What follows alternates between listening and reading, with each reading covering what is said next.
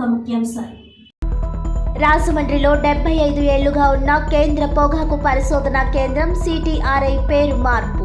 నార్క్ లోగోను ముఖ్య అతిథులుగా కేంద్ర మంత్రి భూపతిరాజు శ్రీనివాస్ వర్మ ఆవిష్కరణ.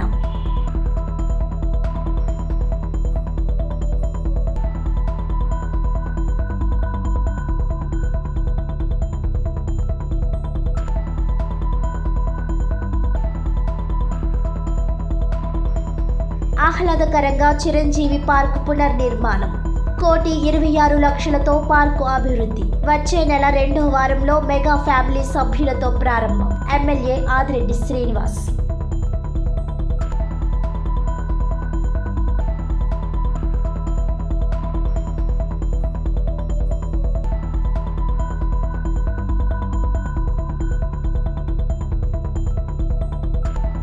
విశాఖ స్టీల్ ప్లాంట్ను సర్వనాశనం చేసింది గత యూపీఏ ప్రభుత్వం. కేంద్ర ఉక్కు శాఖ సహాయ మంత్రి శ్రీనివాస్ వర్మ.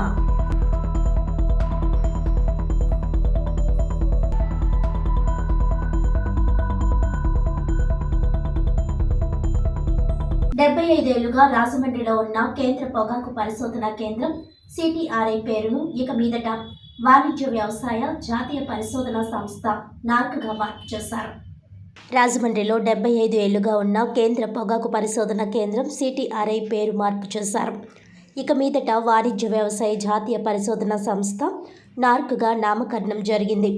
ఈ కార్యక్రమంలో నార్క్ లోగోను ముఖ్య అతిథులుగా కేంద్ర మంత్రి భూపతిరాజు శ్రీనివాస్ వర్మ ఆవిష్కరణ చేశారు.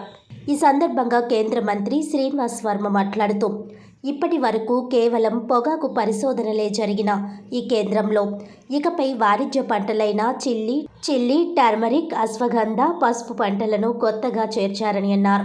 వాణిజ్య వ్యవసాయ జాతీయ పరిశోధన సంస్థ నార్క్ ఆవిర్భావ దినోత్సవ సభలో ప్రత్యేక అతిథిగా ICAR deputy director general doctor TR Sharma, BJP రాష్ట్ర పూర్వ అధ్యక్షులు Somu Veerraju, NIRCA Rajahmundry director Maganti Seshumadhav, tobacco board chairman Yashwant కుమార్లు పాల్గొన్నారు.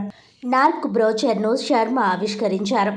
గత 75 ఏళ్లలో 107 రకాల పొగాకు విత్తనాలను CTRI శాస్త్రవేత్తలు పరిశోధనలు చేసి రైతులకు అందించారు. ఇకపై వాణిజ్య వ్యవసాయ జాతీయ పరిశోధన సంస్థ పొగాకుతో పాటు వాణిజ్య పంటలైన చిల్లీ, టర్మిక్, అశ్వగంధ, పసుపు పంటలపై పరిశోధనలు చేసి రైతులకు మెరుగైన విత్తనాలు అందించాల్సి ఉంది. ఈ సందర్భంగా కేంద్ర మంత్రి భూపతిరాజు శ్రీనివాస్ వర్మ మాట్లాడుతూ, ICAR ఆధ్వర్యంలో దేశంలో 103 సంస్థలు, పరిశోధనా సంస్థలు పంటలపై పనిచేస్తున్నాయని అన్నారు. పొగాకు పరిశోధనా కేంద్రం పొగాకు రైతులకు ఇప్పటి వరకు వెన్నుదన్నుగా ఉందని పేర్కొన్నారు. పొగాకు వాడకం ప్రమాదకరమని చెబుతున్నందున క్రమంగా పొగాకు ఉత్పత్తి తగ్గించే ప్రయత్నం చేస్తున్నామని తెలిపారు. వ్యవసాయ ఉత్పత్తులు వాల్యూ అడిషన్ చేసుకోలేక రైతులు నష్టపోతున్నారు. పసుపు, మిరప పంటల్లో మొదటి స్థానంలో దేశం ఉందన్నారు. తెలంగాణలో పసుపు బోర్డు ఏర్పాటు చేసిందని, ఆముదం పంటల్లో దేశం తొలి స్థానంలో ఉందన్నారు. వాల్యూ అడిషన్ చేసుకొని పంటలను ఉత్పత్తి చేసుకుంటే మరింత ఆదాయం రైతులకు లభిస్తుందని వివరించారు. దేశంలో రైతులకు ప్రధాని మోడీ అండగా ఉన్నారు. రైతుల సంక్షేమం కోసం మోడీ నిరంతరం ఆలోచిస్తారని పేర్కొన్నారు. రైతులు పండించే పంటలకు గిట్టుబాటు కల్పించేలా, ఆదాయాన్ని పెంచేలా కృషి చేస్తున్నారని, 7,000 కోట్ల ఆముదం ఎగుమతి చేస్తుంటే తిరిగి వాల్యూ అడిషన్ అయ్యాక 9,000 కోట్ల విలువైన ఆముదం దిగుమతి చేసుకుంటున్నామని వివరించారు. అయితే ఆముదంలో వాల్యూ అడిషన్ కూడా మనమే చేసుకునేలా చూడాలని, దేశంలోనే ఒక ప్రతిష్టాత్మకంగా సంస్థగా ఎదగాలని ఈ పరిశోధనా సంస్థ పసుపు, ఆముదం పరిశోధనలు ముమ్మరం చేయాలని సూచించారు.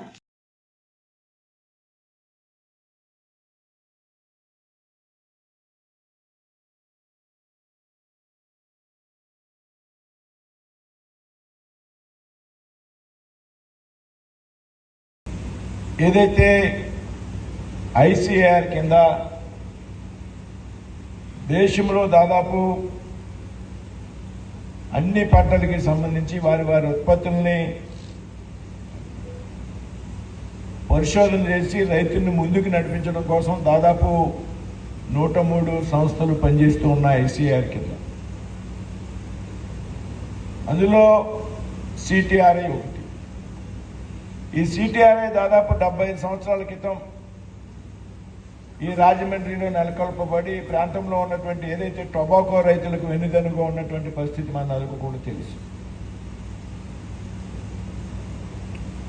ఒక ప్రతిష్టాత్మక సంస్థ సిటిఆర్ఐ ఈ ప్రాంతంలో మనంతా గర్వించదగినటువంటి సంస్థ. అయితే దీన్ని మరింత విస్తృతంగా దీని పరిధిని విస్తరించాలి. టొబాకోలో పరిశోధన చేసి టొబాకో ఉత్పత్తులను మనం పెద్ద ఎత్తున ముందున్నప్పటికీ కూడా టొబాకో వాడకంలో కొన్ని ఇబ్బందులు ఉన్నాయి కాబట్టి అదే ప్రభుత్వం మళ్ళీ టొబాకో వాడకాన్ని కూడా ప్రమాదం అని చెప్తుంది. కాబట్టి దీన్ని మరిన్ని పంటల్ని దీని పరిధిలోకి తీసుకుని వచ్చి దీన్ని విస్తృతపరచాలనేటువంటి ప్రభుత్వం చేసినటువంటి ఆలోచనలో భాగంగా ఇప్పుడున్నటువంటి టొబాకోతో పాటు ఏదైతే మిర్చి, పసుపు, ఆముదం, అశ్వగంధ కలిపి 5 పంటని కలిపి ఇవాళ నెర్క అనేటువంటి పేరుతో మనం ఇవాళ కొత్తగా ఈ సంస్థని ప్రారంభించుకోవడం జరిగింది. సిటిఆర్ఐ పరిధి పేరు మార్చి మరింత national institute of research and commercial agriculture. ఒక పంటకు ఉండేటువంటి సంస్థని మరొక పేరుతో ఇవాళ దాని పరిధిలోకి 5 పంటలను తీసుకురావడం ఈ ప్రాంతంలో ఉన్నటువంటి రైతులందరికీ కూడా పెద్ద ఎత్తున ప్రయోజనం చేకూరుతుంది అనేటువంటి విషయంలో ఏమాత్రం కూడా అనుమానం. ఈ అవకాశాన్ని మనం అంతా వినియోగించుకోవాల్సినటువంటి అవసరం. అది శేషమాధవ్ గారు మన ఎయిర్పోర్ట్లో కలిసినప్పుడు చాలా విషయాలు చెప్పారు దీనికి సంబంధించి యాక్టివిటీ మీద. నాకు పెద్దగా దీని మీద ఆయన మాట్లాడే వరకు నాకు కూడా పెద్దగా అవగాహన లేదు. స్థానిక కంబాల చెరువు వద్ద ఉన్న చిరంజీవి పార్కును ప్రజల కోసం ఆహ్లాదకరంగా ఉండేలా పునర్నిర్మాణం చేస్తున్నామని ఎమ్మెల్యే ఆదిరెడ్డి శ్రీనివాస్ అన్నారు. ఆ పార్కు పునర్నిర్మాణం పనులను MLA Adireddy Srinivas, Janasena party Rajahmundry city అధ్యక్షులు వై శ్రీను, జిల్లా కార్యదర్శి జామి సత్యనారాయణ తదితర కూటమి నాయకులతో కలిసి పరిశీలించారు.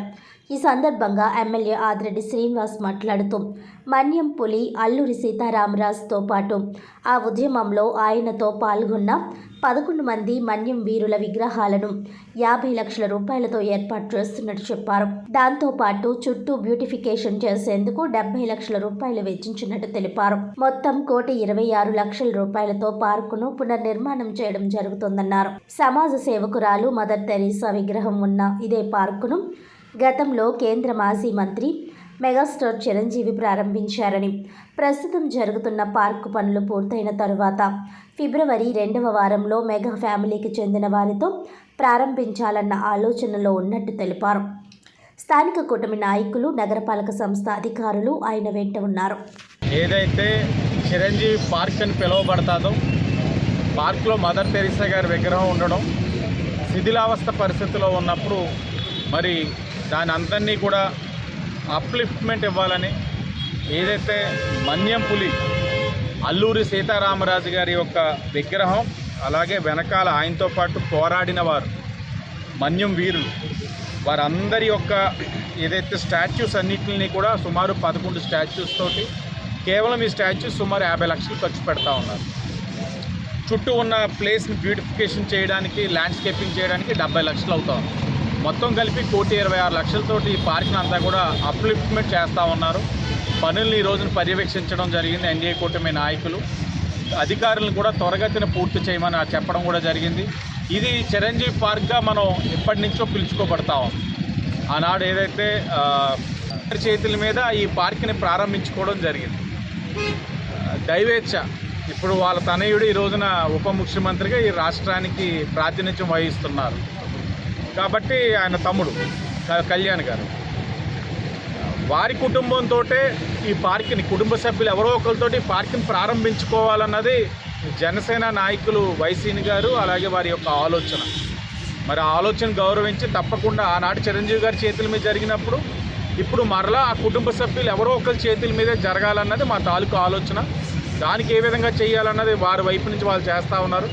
అధికారులు త్వరగతిన పనుల్ని పూర్తి చేసి ఫిబ్రవరి 2nd వీక్ దీన్ని ఓపెన్ టు పబ్లిక్ చేయాలన్న ఆలోచనతో పనిచేస్తా ఉన్నాం. ధన్యవాదాలు.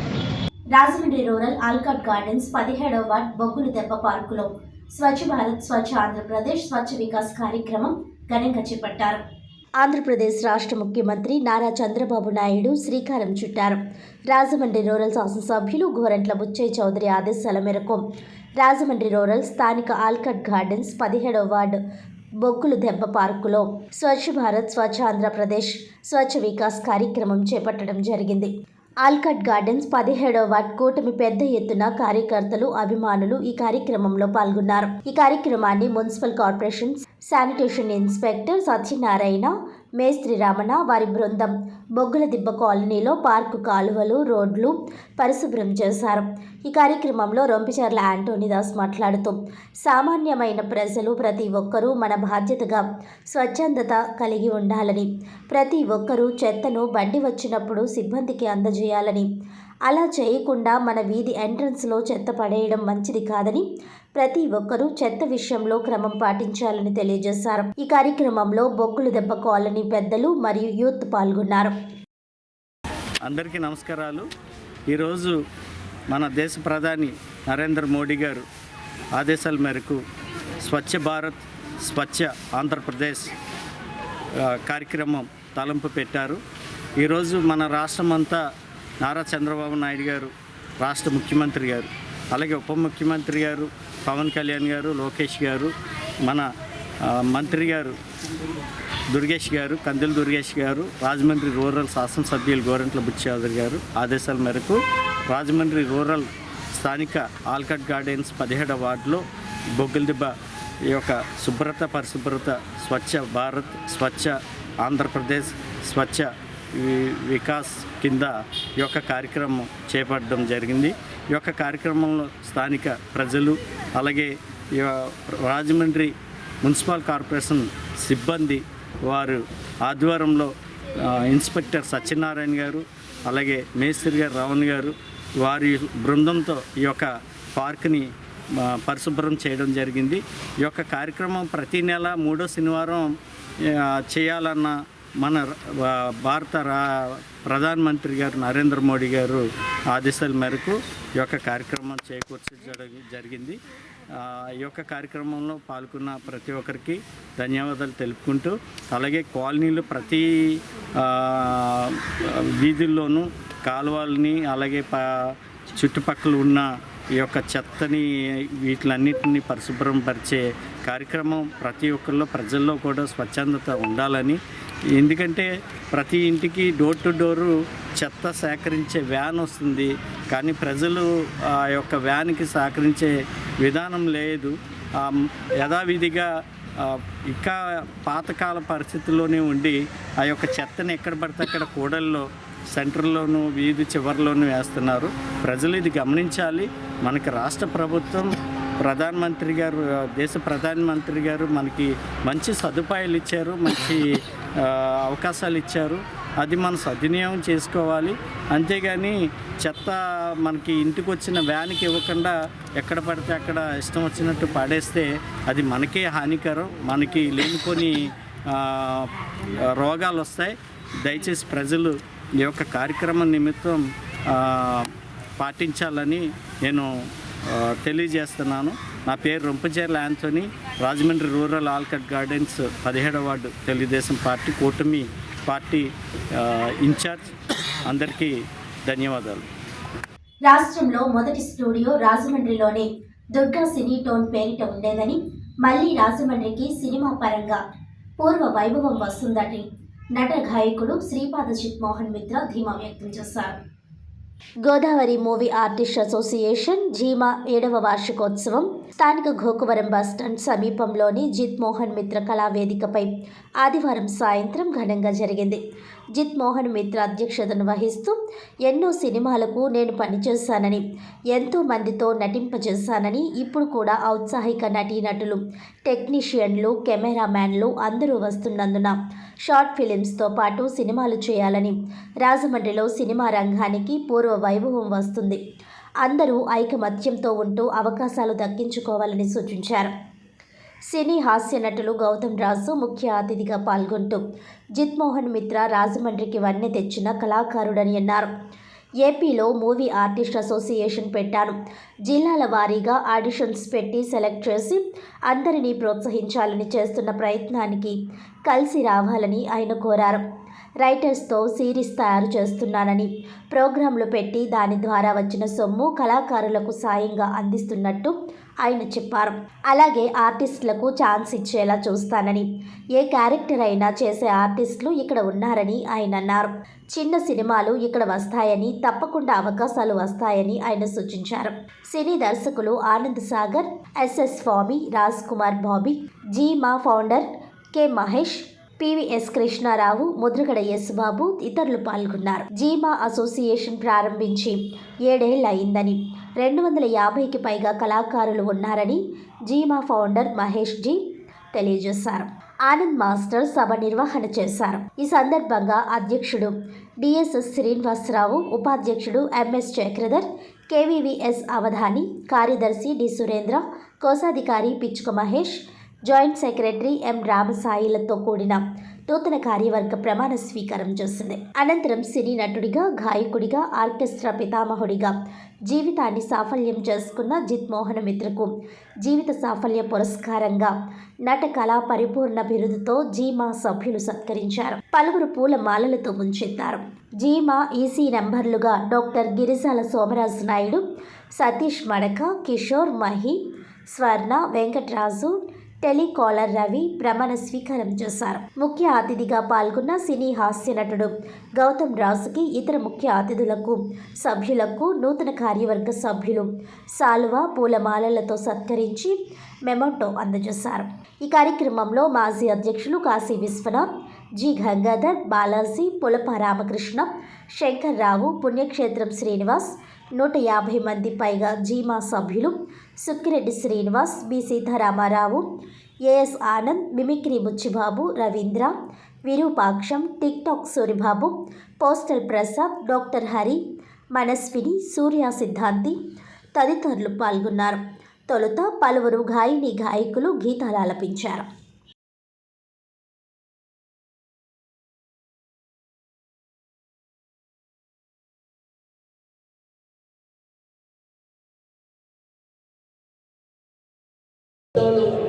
ఒక బుక్లెట్ తయారు చేసి ప్రతి కంపెనీలకి ప్లస్ టీవీ ఛానల్స్కి, హైదరాబాద్లో ఉన్న టీవీ ఛానల్స్కి అందరికీ ఇచ్చి అందరిని ప్రోత్సహించాలని ఒక ముఖ్య ఉద్దేశంతో నేను ప్రతి జిల్లాకి వెళ్ళి ప్రతి జిల్లాలో ఆర్టిస్టులు, మన నెల్లూరు వెళ్ళాను, ఆడిషన్ చేసి కొంతమందిని అందరినీ సెలెక్ట్ చేశాను.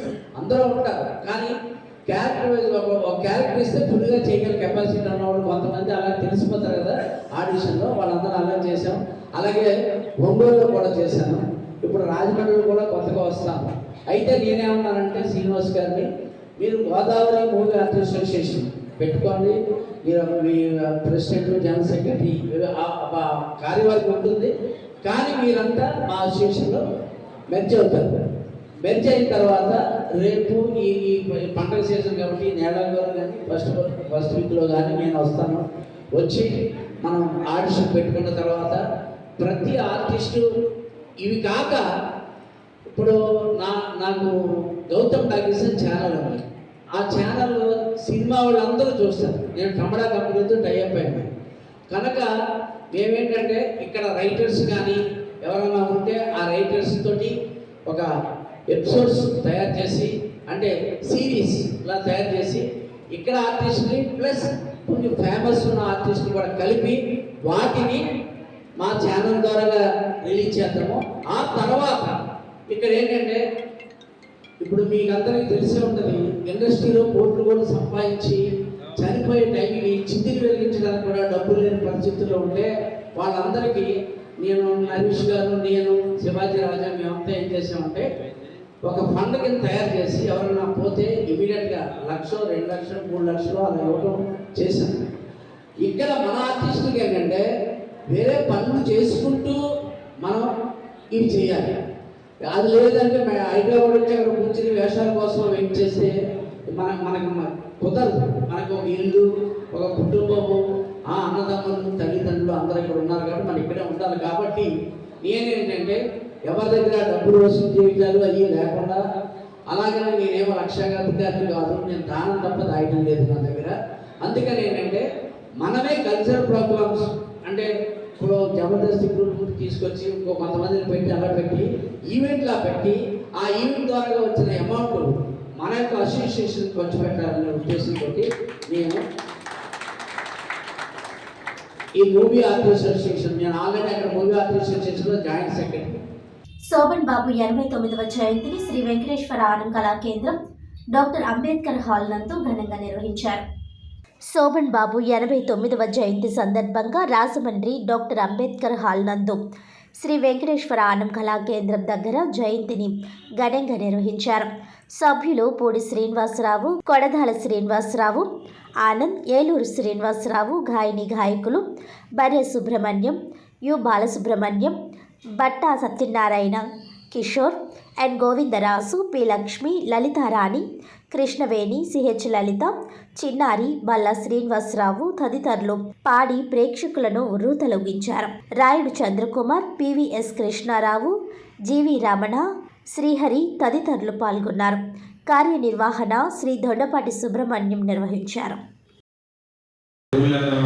అలాగే శ్రీదేవి, మా బాబయ్య గారు, సూర్యకుమార్ గారు అందరికి కూడా ధన్యవాదాలు తెలుపుకుంటూ, అలాగే జెంట్స్ పరంగా నాకు ఫస్ట్ నుంచి నా సహాయం అందిస్తున్న ఈ మధ్య కాలంలో మా మాలు గారు, ఎందుకంటే నేను ఏ కార్యక్రమం చేసినా నేను పిలిచిన వచ్చి నాకు సహకరించి ఏ కార్యక్రమం ముందుండి నడిపించిన వ్యక్తి. అలాగే ప్రాగ్ర విషయంలో మా భద్రరావు గారు ఇంచుమించుగా నేను ముందు ఒక 15 రోజులు చెప్పిన కానీ కూడా ఆయన ప్రాగ్ర విషయంలో మంచి శ్రద్ధ తీసుకొని ఏ పాట అయినా సరే ఇంట్రెస్ట్గా తీసుకొని ప్రాగ్ర పెట్టడం జరుగుతుంది. అలాగే గాయకులు అందరికి కూడా ముఖ్యంగా మా బర్రె సుబ్రహ్మణ్యం గారికి, అలాగే మా బట్టా సత్యనారాయణ గారు చెప్పడం మర్చిపోయాను. ఎందుకంటే నాకు ఒక 3 సంవత్సరాల కలిసి నా కార్యక్రమం పాడుతున్నారు. ఆయన కూడా ఆల్రౌండ్ సింగర్. ఒకవేళ సింగర్ జగసేవ రాకుండా ఆ పాట ఆయన రిహార్సల్ చేయడం, అదే పాట రాకుండా పాడడం జరుగుతుంది. అంత మంచి గాయకుడు మా సత్యనారాయణ గారు. మిగతా సింగర్లు అందరూ కూడా మా గోవిందరావు గారు, అలాగే మా గోపాలకృష్ణ గారు, తర్వాత మా కిషోర్ గారు. ఎందుకంటే అందరూ చెప్పకపోవడం మంచిది కాదు. ఎందుకంటే బ్యాంక్లో జాబ్ ఉన్నా సరే రియాల్స్కి ఇంట్రెస్ట్ వస్తారు, కార్యక్రమం టైంకి వచ్చి పాడుతుంటారు. ఆయన కూడా ధన్యవాదాలు.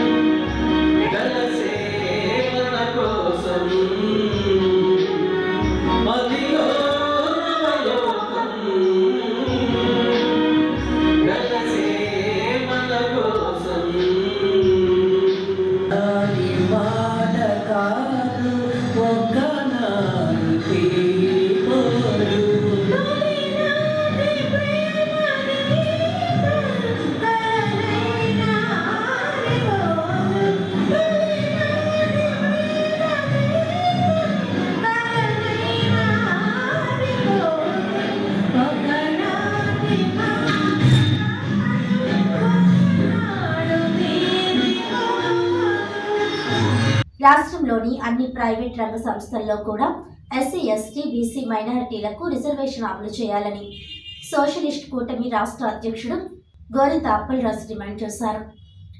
సోమవారం ఈ అంశంపై రాజమండ్రి స్థానిక అంబేద్కర్ కమ్యూనిటీ హాల్లో సమావేశం నిర్వహించారు.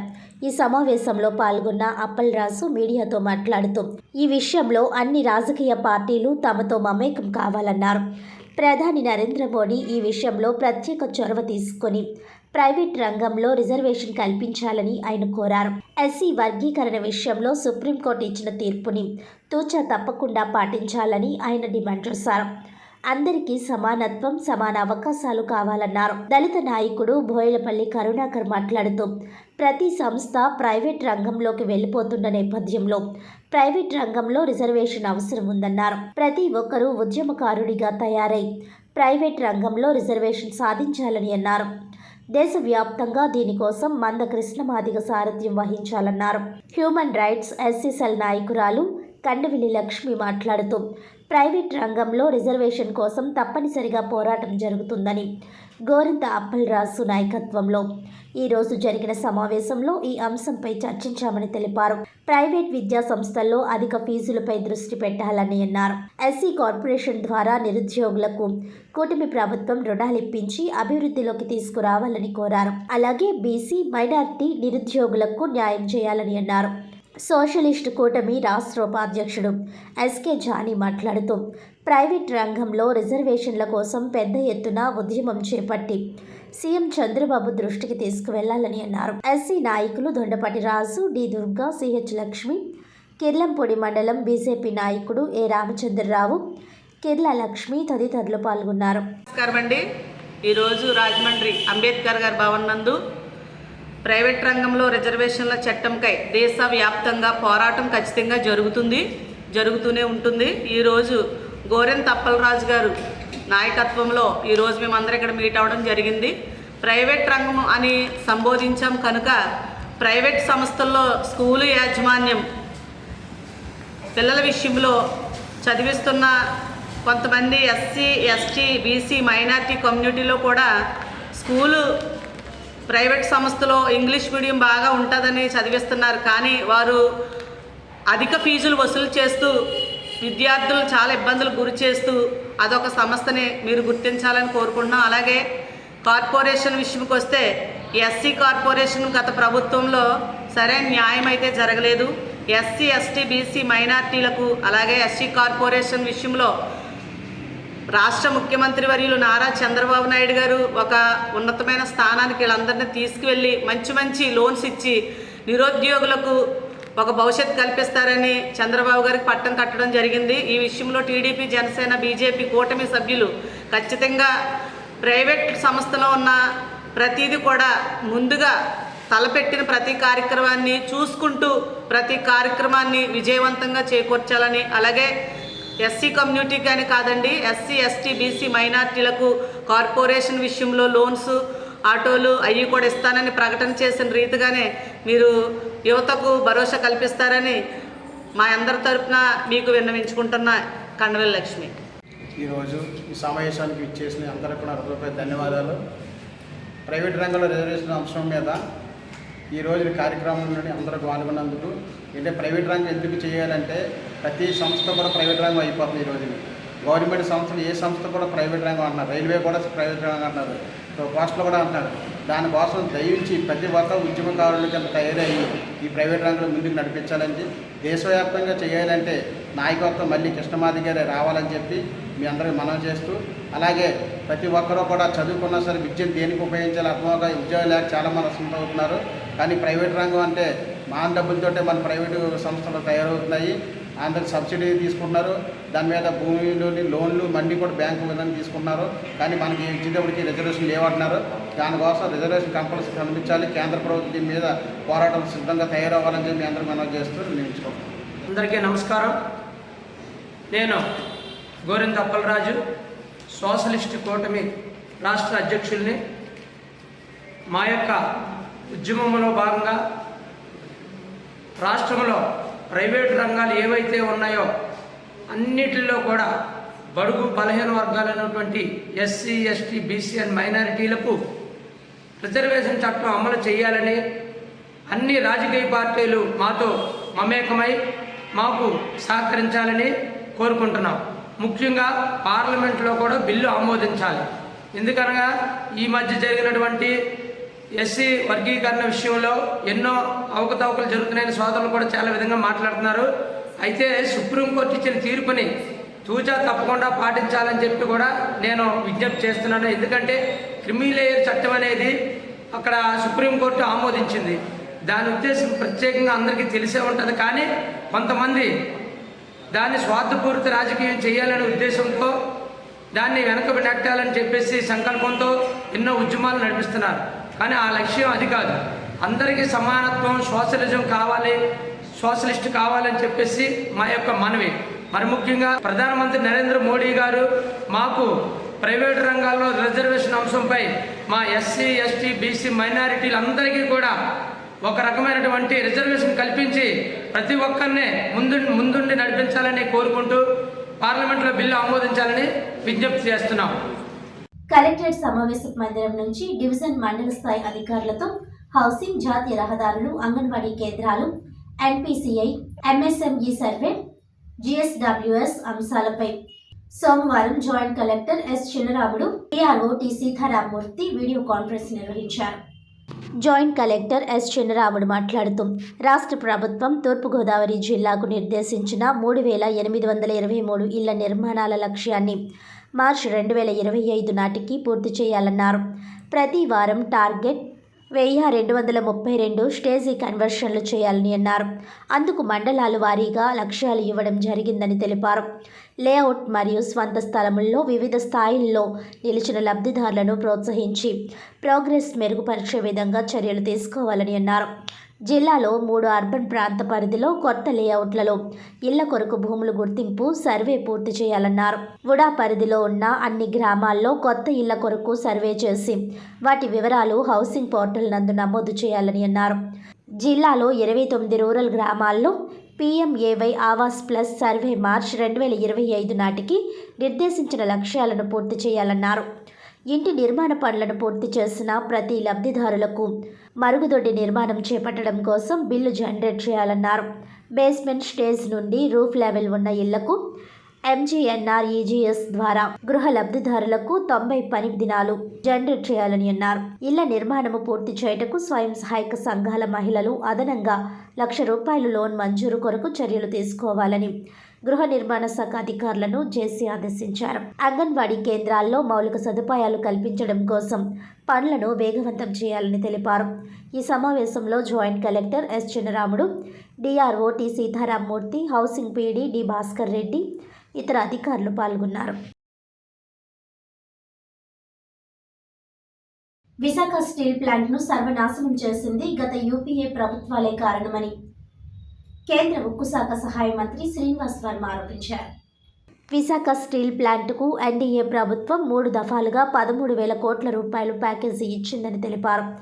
అవసరం లేకపోయినా స్టీల్ ప్లాంట్లో 3వ బ్లాస్ట్ ఫర్నెస్ నిర్మించారని అన్నారు.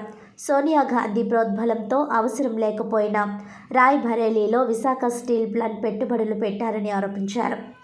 ఏపీ కాంగ్రెస్ అధ్యక్షురాలు వైఎస్ షర్మిల ఈ విషయాలు తెలుసుకొని స్టీల్ ప్లాంట్ గురించి మాట్లాడాలని కేంద్ర మంత్రి శ్రీనివాస్ వర్మ విజ్ఞప్తి చేశారు. కాంగ్రెస్ పార్టీ అధ్యక్షురాలు షర్మిలారెడ్డి చేసిన వ్యాఖ్యలపై కేంద్ర మంత్రి ఫైర్ అయ్యారు. బాధ్యత కలిగిన రాజకీయ నాయకులు, కార్మిక నాయకులు ఇటువంటి వ్యాఖ్యలు చేయరని అన్నారు. స్టీల్ ప్లాంట్ ప్రైవేటీకరణ చేయడానికే అనడం సబబు కాదని అన్నారు. రాజమండ్రి సిటీఆర్ఐలో కేంద్ర మంత్రి శ్రీనివాస్ వర్మ మీడియాతో మాట్లాడుతూ కాంగ్రెస్ చీఫ్ షర్మిలారెడ్డి ఇటువంటి వ్యాఖ్యలు చేయడం మానుకోవాలని విజ్ఞప్తి చేశారు. స్టీల్ ప్లాంట్లో 2 BFలు ఉన్నప్పుడు బ్లాస్ట్ ఫర్నిచర్స్ ఎడిషనల్గా ఉత్పత్తి అవసరం లేనప్పుడు 3వ BF పెట్టి దాని సామర్థ్యాన్ని పెంచారు. అనవసరం పెట్టుబడులు పెట్టారు. ఆ పెట్టినటువంటి 3వ బ్లాస్ట్ ఫర్నిచర్ ఇవాళ కూడా వర్కింగ్లోకి రాలే.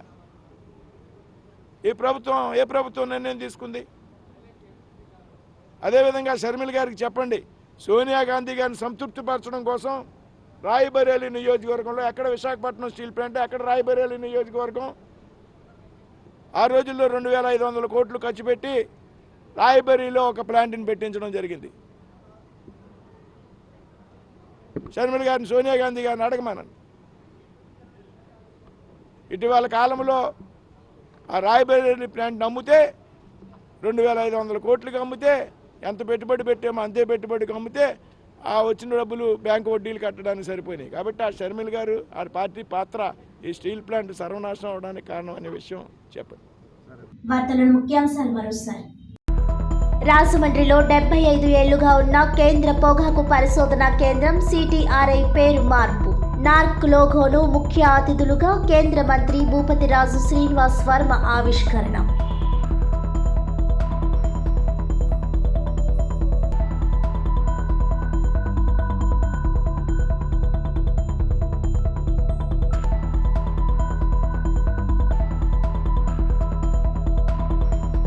ఆహ్లాదకరంగా చిరంజీవి పార్క్ పునర్నిర్మాణం. 1,26,00,000తో పార్కు అభివృద్ధి. వచ్చే నెల 2వ వారంలో మెగా ఫ్యామిలీ సభ్యులతో ప్రారంభం. ఎమ్మెల్యే ఆదిరెడ్డి శ్రీనివాస్.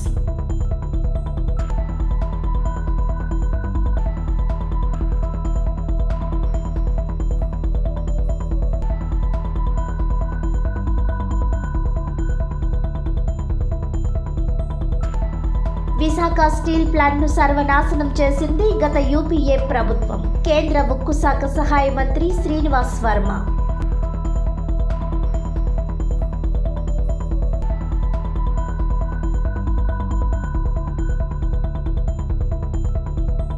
ఈనాటి వార్తలు ఇంతటితో సమాప్తం. తిరిగి వచ్చే బులెటిన్లో మళ్ళీ కలుద్దాం. అంతవరకు సెలవు. నమస్కారం.